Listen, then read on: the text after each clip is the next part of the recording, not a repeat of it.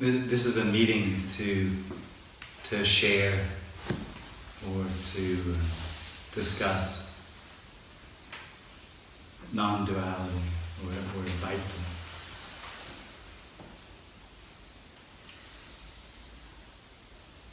Advaita means not two. So what it doesn't mean is that everything is one. What it means is that it's not two. The reason they say not two instead of one is because what it's pointing to, of course, is not two either. It's that what is, or this, is unspeakable. It's a mystery. It's unknowable. It's undefinable. It's not able to be understood or pointed to because it's not separate. There's no position in it. There's no where to point to this from. The not two that's being talked about is a not two that is already everything. That everything is absolute. And that's this. This is the absolute. There is only the absolute. So, a logical question from that would be, if there isn't two, and there is no position, why say it? Why would anybody take the time to say, there is not two? Because it seems that in the middle, or within this not two, there arises an experience which calls itself I or me. So this experience which arises within the not two calls itself an I, calls itself me. And that experience, as all experience, is an experience of duality. Now the experience of the I is very simply a contracted sense in the body which gives the experience of a here, a position. That position is immediately an experience of the search for meaning. It covers over not two with the search for meaning and makes it appear as something it's not, real, solid. And within that, or with that, is the search for meaning and purpose. So there's an experience that arises within that says, I am real, I have free will and choice, and through my free will and choice, I will find the meaning and purpose which I experience missing.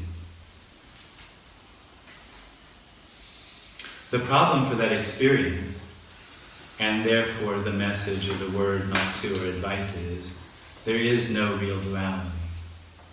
So that experience is completely illusory. And when that experience ends or collapses or stops happening, one thing that's recognized is it never happened. There never was duality, there never was two.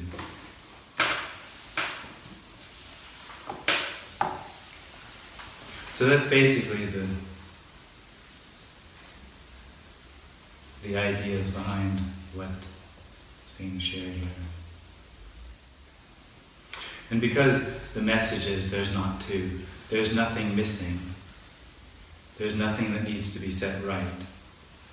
So in this meeting as well, there's no expectation. There's no need for anything to happen or not to happen.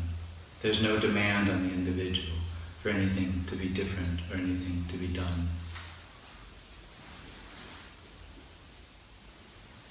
You said it cannot be pointed to, Yeah. but it is. But still people keep pointing. Yeah. And isn't it a help in the beginning? No. I mean, it might seem to be a help, yeah. The thing is what's being helped and what's being looked for are never actually separate. So it's impossible to say that finding nothing is something happening, or that nothing happening is something happening.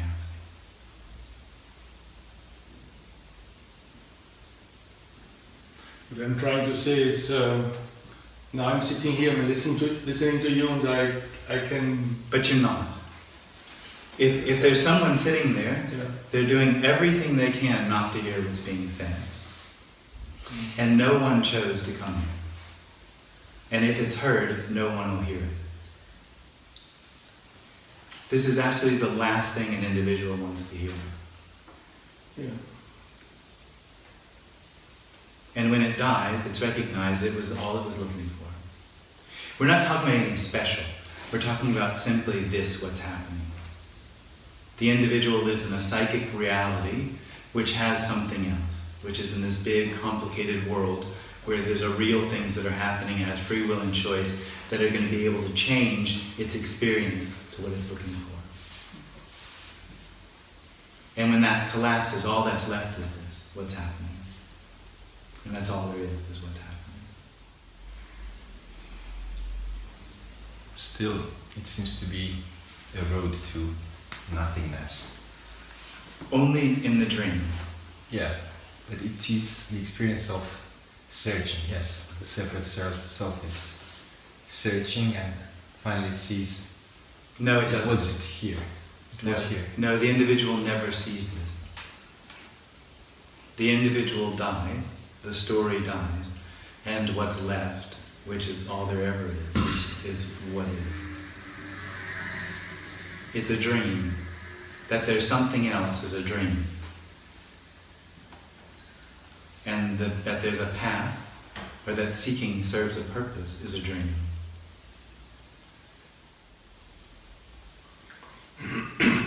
You said there's no path.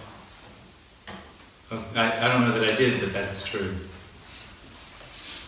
Well, whatever. But coming here is also a path. Nobody came here.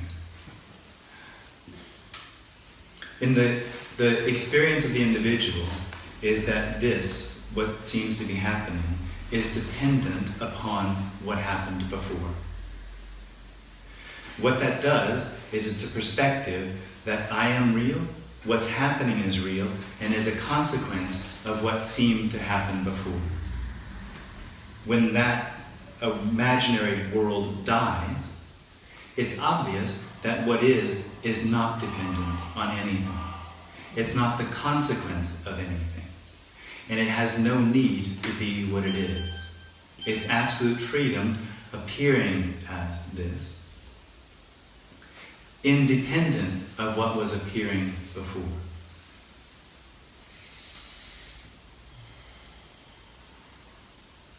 What was appearing before is equally real and unreal as what seems to be appearing now. That and this are both this. There is nothing else. The individual lives in a world of something else. It's called hope. There isn't really anything else. There's just this. It's really simple. All that's being pointed to is that this is all there is. And it doesn't need to be what it is, and it doesn't need to be different.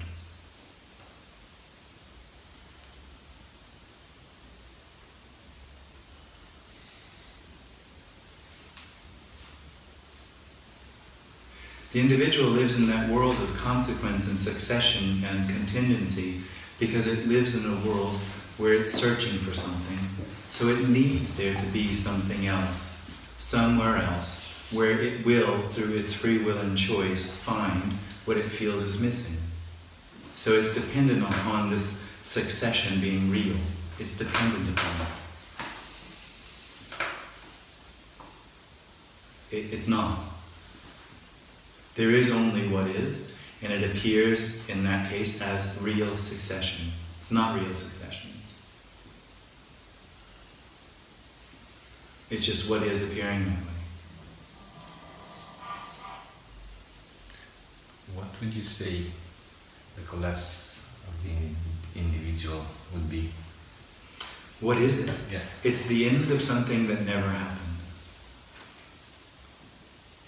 And it sounds a bit paradoxical, but when it happens, That's exactly the way it looks. It's the end of something that never happened. I know what you mean. On the other hand, it looks like there is an event called the collapse of an individual. Well, that's not the way it was here. The event that you're talking about was for me an unevent.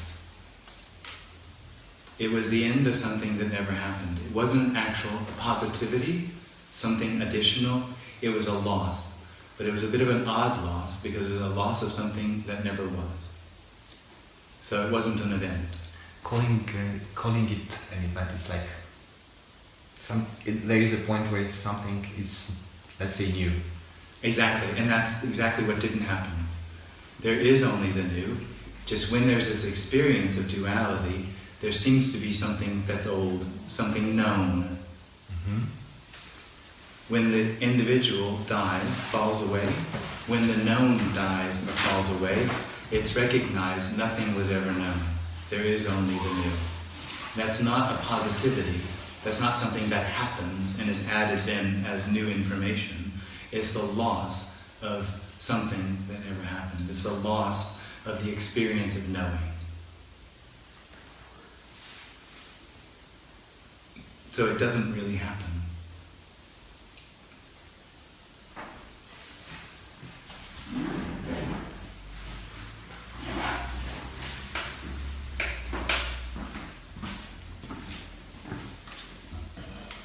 The individual would think that this, what is, would change if it found what it was looking for. That there's something in this that it doesn't have or needs to find for it to be what it thinks it should be. That would be a positivity, if it would find that. That's the illusion that it lives in, that there's something missing. There isn't anything missing. There is nothing that's incomplete. There's nothing that needs to be put right. This is already what is. So what's lost is the experience that this isn't it. That's not an addition, because this is only what's looked for. That's not an addition, it's not something given to it. It's a loss of the experience that this isn't it.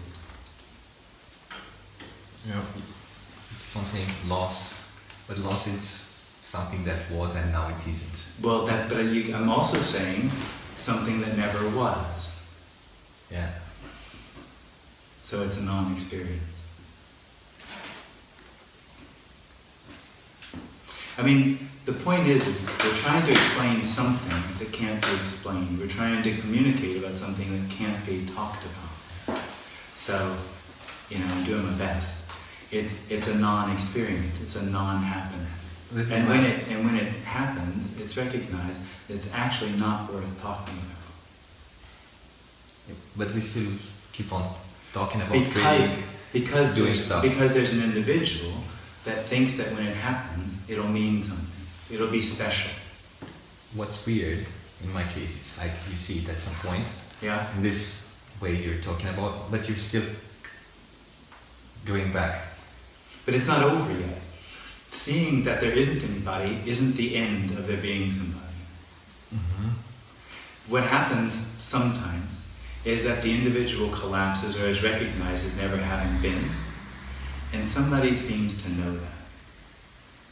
Somebody thinks that that's important.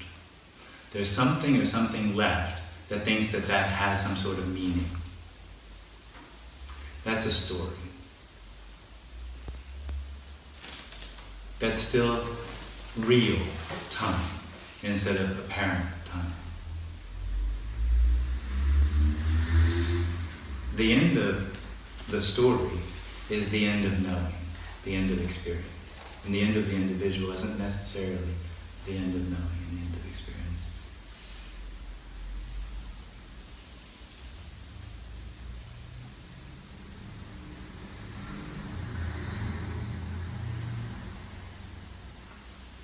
So you mean the end of knowing means the end of individual, no? Because it needs the individual to know something. Well, the end of knowing, is the end of it. End of the individual, the collapse of the individual. Mm-hmm. But how about consciousness? Isn't there There's no consciousness? such thing as consciousness. No, it's not. Consciousness is a dream. It's a dream. Just being pedantic, because if you want to say consciousness, you're going to have to talk about that's an object. What we're talking about is the end of subject-object, or the end of the experience of a subject which never was. So there's no subject-object. So there can't be any objective consciousness, awareness. That can't be, unless there's someone to know it.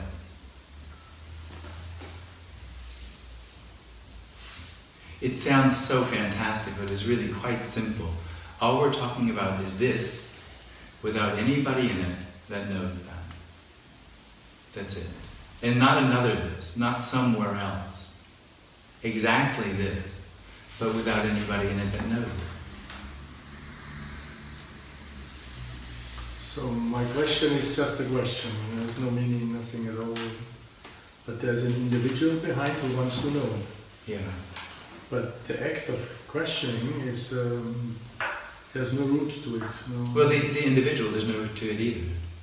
Yeah, still the act, the acting of the questioning, there's, what is it? It's the same as the individual, it's the same as everything else. It's nothing or no thing. It's unknowing. It's the mystery appearing as an individual or a question.